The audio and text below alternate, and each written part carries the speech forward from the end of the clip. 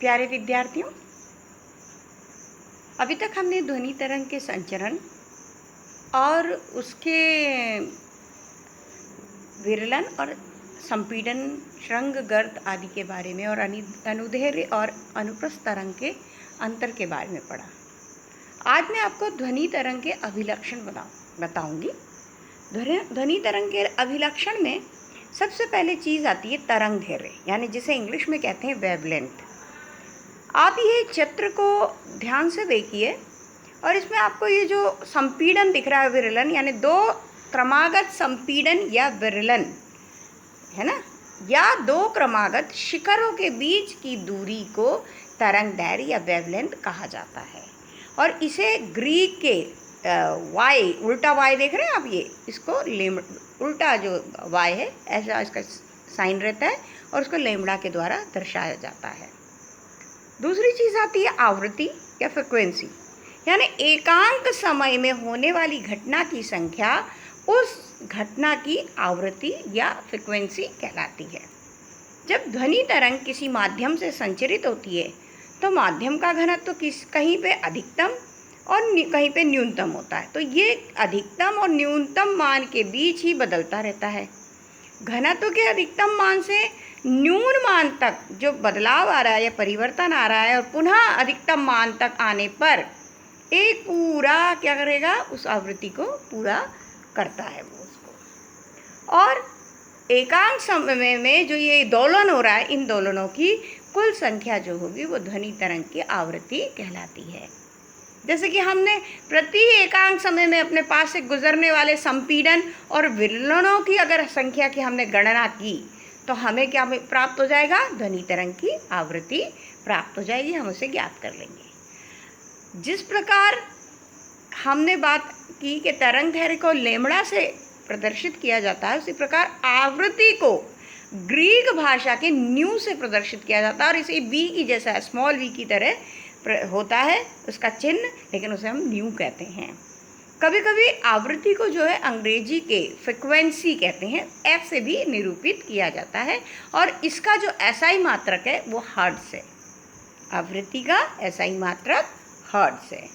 इसके बाद आता है आवर्तकाल, यानी जब हमने बात करी थी कि दो क्रमागत संपीड़नों या दो विरलनों है ना, या रेयरफैक्शन को किसी निश्चित बिंदु से गुजरने में जो वो समय लगता है उसको हम उस तरंग का क्या कहते हैं, आवर्तकाल कहते हैं। यानी दूसरे शब्दों में अगर हम समझाना चाहें तो हम ये कहेंगे कि माध्यम के घनत्व के एक संपूर्ण दोलन में लिया गया समय ध्वनि तरंग का आवर्तकाल कहा जाता है। आवर्तकाल को अंग्रेजी के टी से निरूपित किया जाता है, कैपिटल टी से, ठीक है, टाइम। आवर्तकाल का जो ऐसा यूनिट होता है वो सेकंड होता है।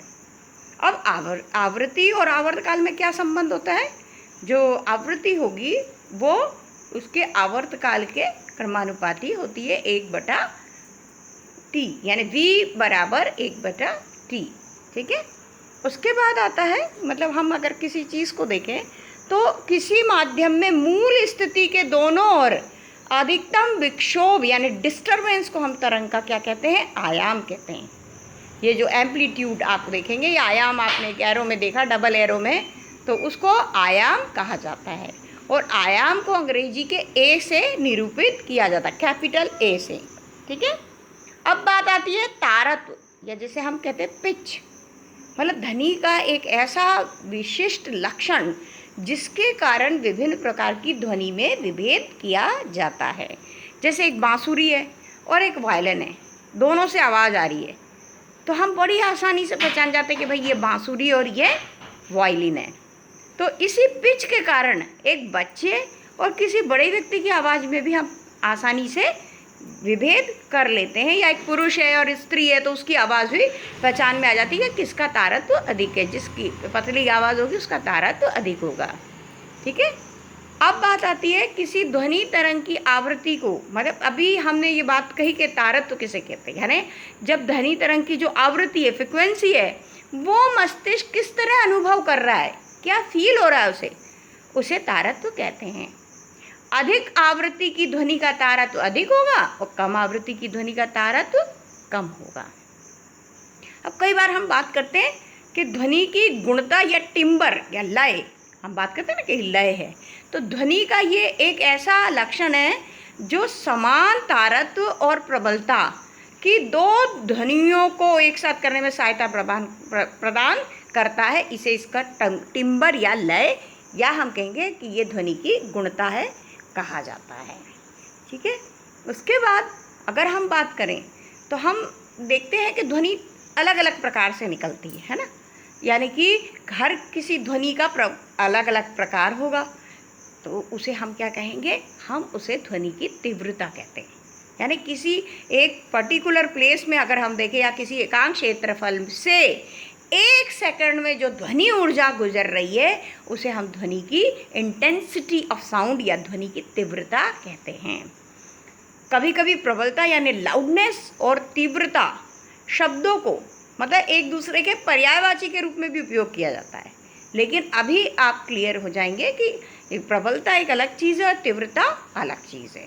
यानी प्रबलता को हमने ध्वनि की क्या माना है, ध्वनि के लिए मतलब उसकी संवेदनशीलता की माप है ना, जबकि जो ध्वनि का आपने तारत्व कहा वो उसकी आवृत्ति की का मतलब अधिक और कम आवृत्ति ध्वनि का तारत्व जो हमने बताया, तो वो उसकी आवृत्ति का मतलब तारत्व क्या है, जिसमें कि ध्वनि को हम विभेद करते हैं, जबकि प्रबलता जो होती है वो ध्वनि के लिए उसकी संवेदनशीलता की माप है। अब आता है कि ध्वनि का परावर्तन। देखो, प्रकाश का परावर्तन आपने पढ़ा। प्रकाश का परावर्तन में क्या होता है कि वह जो कि क्या एक आपतन कोण, परावर्तन कोण और अभिलंब एक ही तल पर स्थित होते हैं। ठीक है। ध्वनि का परावर्तन भी प्रकाश के परावर्तन की तरह ही कार्य करता है और उन्हीं नियमों का पालन करता है जिनका प्रकाश का परावर्तन करती है। जैसे ध्वनि का किसी ठोस या तरल से टकराकर लौटना ध्वनि का परावर्तन कहलाता है, और प्रकाश को भी इसी तरह कहते हैं, है ना। तो प्रकाश की तरह ही ध्वनि भी किसी ठोस या द्रव में परावर्तित होती है। ध्वनि का परावर्तन भी उसी नियम को फॉलो करेगा। अब परावर्तक सतह पर खींचे गए लंब, है ना, उसको अगर हम देखें तो तथा ध्वनि के आपतन होने की दिशा तथा परावर्तन होने की दिशा की जो बीच है अभिलंब, वो सब एक ही तल पर स्थित होता है।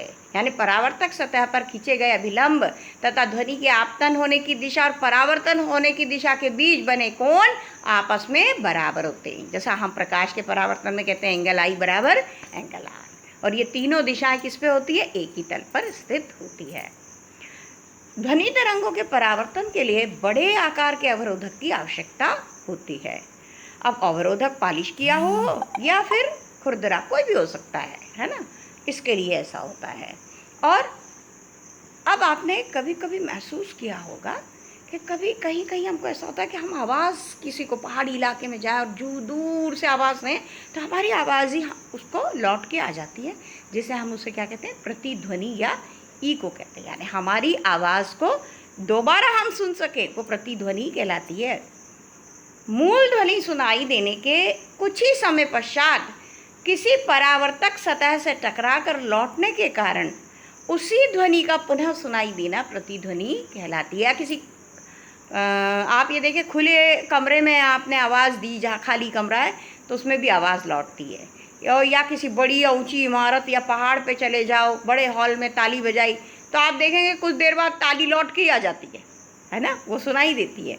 तो इसे हम क्या कहते हैं, प्रतिध्वनि कहते हैं। ठीक है। तो ये सब चीज़ें मैंने आपको जितनी भी बताई हैं ये साइंटिफिक टर्म है, यानी वैज्ञानिक एक परिभाषाएं हैं। किसी भी ध्वनि को समझने के लिए उसके प्रति इन परिभाषाओं को याद होना बहुत आवश्यक है। तो इसको हम एक बार अगर रिवाइज करें तो हमने सबसे पहले क्या लिया, हमने सबसे पहले लिया तरंग दैर्घ्य, फिर उसके बाद हमने ली आवृत्ति, उसके बाद हमने आवृत्ति के बाद हमने क्या माना, आवर्तकाल माना। आवर्तकाल के बाद हमने उसको उसका ध्वनि तरंग का आयाम बताया, फिर तारत्व बताया, पिच जिसे हम कहते हैं।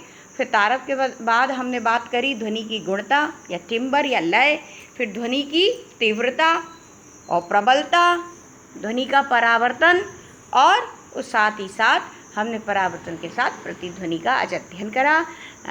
मैं आप उम्मीद करती हूँ कि आपको ये वाला वीडियो अच्छा लगा होगा। आप ये सारी साइंटिफिक टर्म लर्न कर लेंगे और नेक्स्ट टाइम मैं फिर वीडियो लेकर आऊँगी जिसमें मैं जो श्रव्य परास है उसके बारे में बताऊँगी। श्रव्य परास कहाँ से कहाँ तक, अवश्रव्य परास और पराश्रव्य परास भी बताऊँगी और उनके उपयोग बताऊँगी। तब तक के लिए देखते रहिए हमारा वीडियो। धन्यवाद।